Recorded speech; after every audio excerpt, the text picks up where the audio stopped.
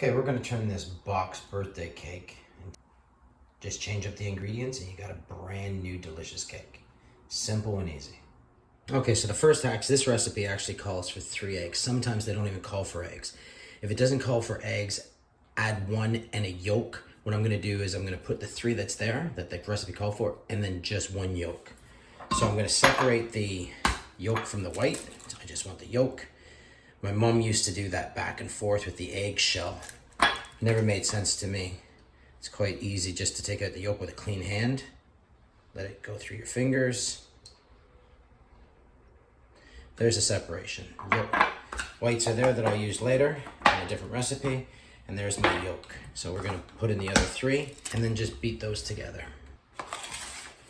Just on low. And there's that. Now the box doesn't call for any ingredients. This is a chocolate cake, and something that I'll add to chocolate cake is cayenne pepper. Doesn't sound like it'd be good.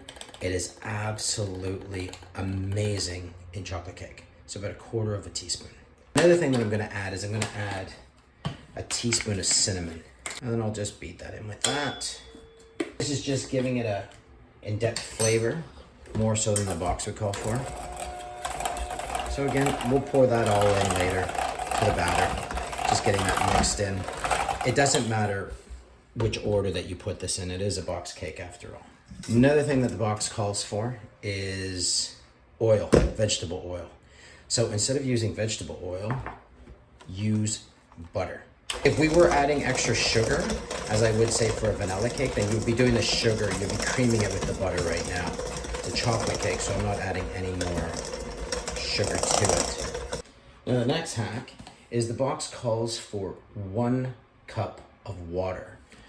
So what we're gonna do, this is, say it was vanilla, use like milk, cream, even almond milk. This is chocolate, so I like to use coffee. So I've brewed some coffee, measure about 3/4 of a cup. And then with the other 1/4, I'm just gonna put in about 10%. Sometimes we use the 5%. So again, the recipe called for 1 cup of water. We're putting in approximately 3/4 of coffee, 1/4 cup of cream. Just pour that in there. Again, it's gonna change the entire taste of that cake. We're just gonna mix all the ingredients together. And then another thing, just to give it enhanced taste, like any homemade would be, is say 1/2 teaspoon of vanilla. So we'll put that in there. And again, you're just combining all these ingredients. Okay, now I'm just gonna add in the batter that's right from the box. We have the liquid in there. I'm gonna just pour the egg mixture in, which I will scrape out and get the remaining, but I'm just gonna start beating this, mixing it all together. And say even without adding the extra egg, you could even try mayonnaise. So instead of the egg, take like a tablespoon, a heaping tablespoon of mayonnaise and add it into your cake.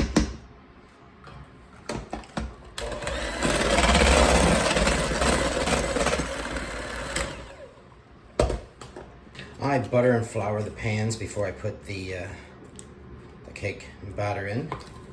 And so I just take a coffee filter. And I basically use the flour that's scooped up when we're making bread or something on the clean counter. I just put into this container and I use that for this purpose. So all you do is just pat the tray. And all this does is it prevents the cake from sticking when it's finished, to get out of the pan with ease. So both pans are floured and buttered. So what all we're gonna do is take the batter and pour it into a pan. Doing about 1/2 of the batter in each one. Scraping everything out with the spatula. And then as you're doing this, the oven's preheating, because this is really quick to do. So the oven's preheating at 375. Okay, so that was just one of the cake mix, slow. I'm gonna do one other box. This one requires a little bit more liquid. It required 1 1/4 cups of water. Obviously, we're not using water, but just to show you how easy it's to put together. And like, as I was saying in the beginning, you don't have to like separate them. So I'm just gonna stick the mix in. There's the oven's preheated. It calls for 1/2 cup of oil, we're using it. This particular one's going to be a little bit different than the other one. This is going to be a 1/4 cup of butter, just a little over a 1/4 cup. And then the remaining 1/4 of a cup I put in coconut oil.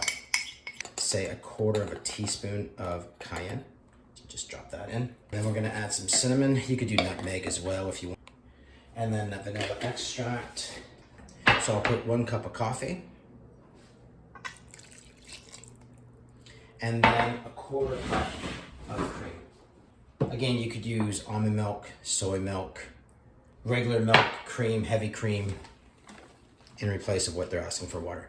Again, all the ingredients are there, so I'm just gonna mix it up.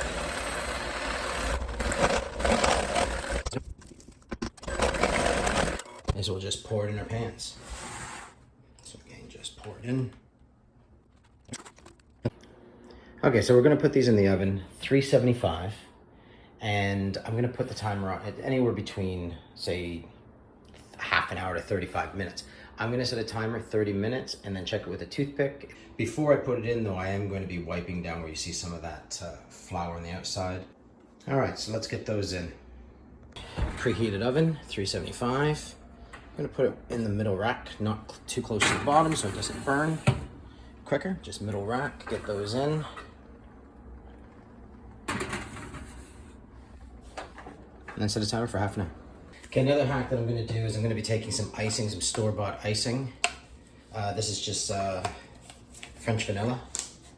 And we are going to be turning this into a vanilla, maple, peanut butter icing.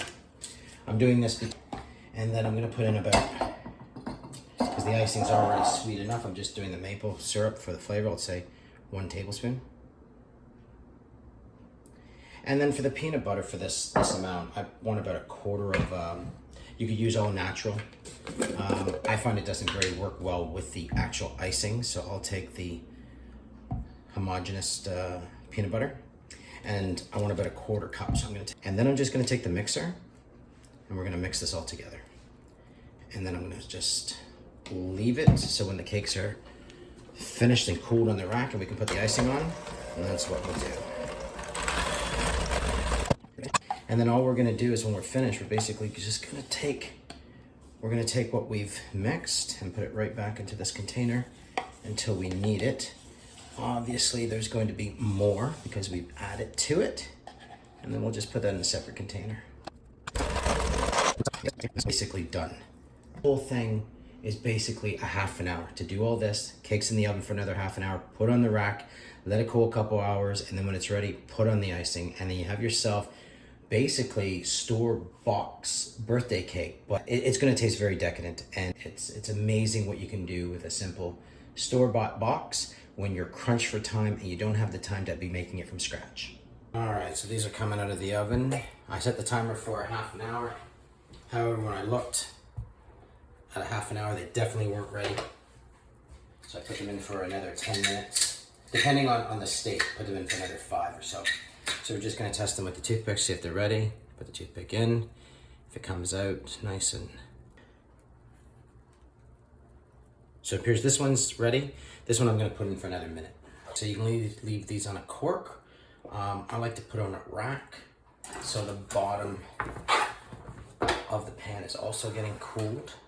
I'm gonna leave those in the pan for about 5 minutes, and then I'm gonna try to remove them from the pans and put them on the racks. About 15 minutes since I've taken them out of the oven. I'm gonna try to dislodge these from the pan. Again, that's why we buttered and floured them. So just run something smooth there, and then I kind of just jiggle the pan, see if I can bounce it up. This one's bouncing out quite nicely. Let's see if I can do it with this. Oh, this one's a little bit... This one's still a little bit hot. So I'm gonna leave this one to cool for a little bit longer. This one looks like it can come out.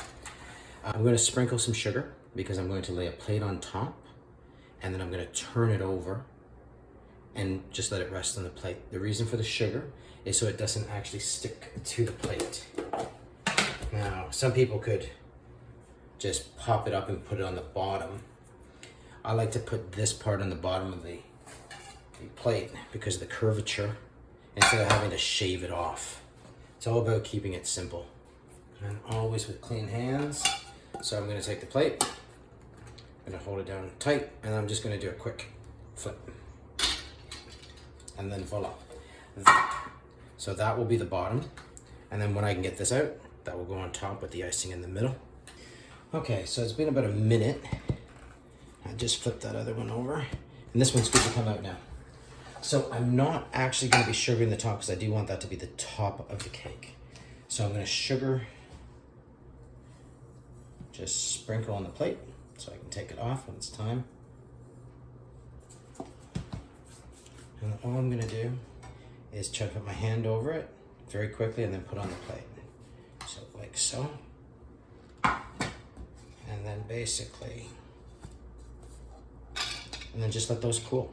So at least the base has cooled down enough. I had it near an open window.